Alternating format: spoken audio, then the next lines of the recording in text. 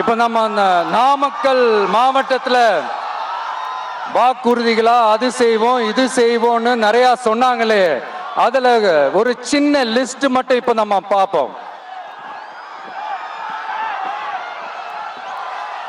ஒவ்வொரு ஒன்றியத்திலும் தானிய சேமிப்பு கிடங்குகள் அமைக்கப்படும்.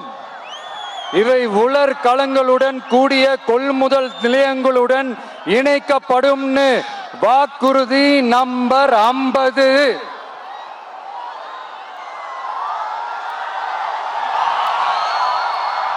கொப்பரை தேங்காயை தமிழக அரசே கொள்முதல் செய்யும்.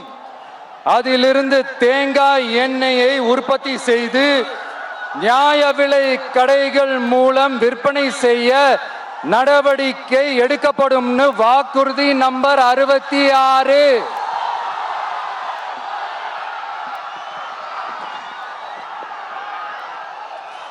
நியாய விலை கடைகளில் நாட்டு சர்க்கரை, வெல்லம் ஆகியவற்றை விநியோகம் செய்ய நடவடிக்கை எடுக்கப்படும். வாக்குறுதி நம்பர் 68. அரசு ஊழியர்கள் மற்றும் ஆசிரியர்களுக்கு மட்டும் இல்ல, போக்குவரத்து ஊழியர்களுக்கும் பழைய ஓய்வூதிய திட்டம் செயல்படுத்தப்படும். வாக்குறுதி நம்பர் 152. இதெல்லாம் சொன்னாங்களே, செஞ்சாங்களா? இப்ப நம்ம நாமக்கல் மாவட்டத்துக்கு வருவோம்.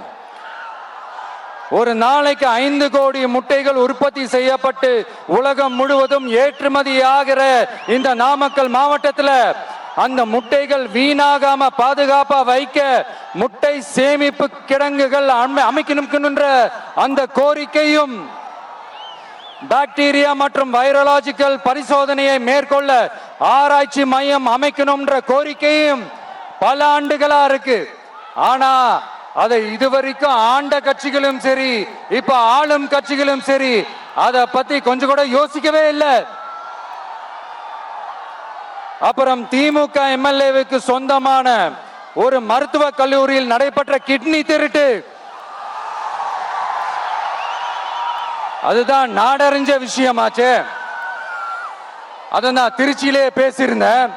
ஆனா அதுல நம்ம நாமக்கலை சேர்ந்தவங்க தான் அதிகமா பாதிக்கப்பட்டிருக்கிறதா சொல்றாங்க. அதிலும் குறிப்பா விசைத்தறியில் பணிபுரியும் ஏழை பெண்களை குறிவைத்து அந்த கிட்னி திருட்டு நடந்திருக்குன்னு சொல்றாங்க.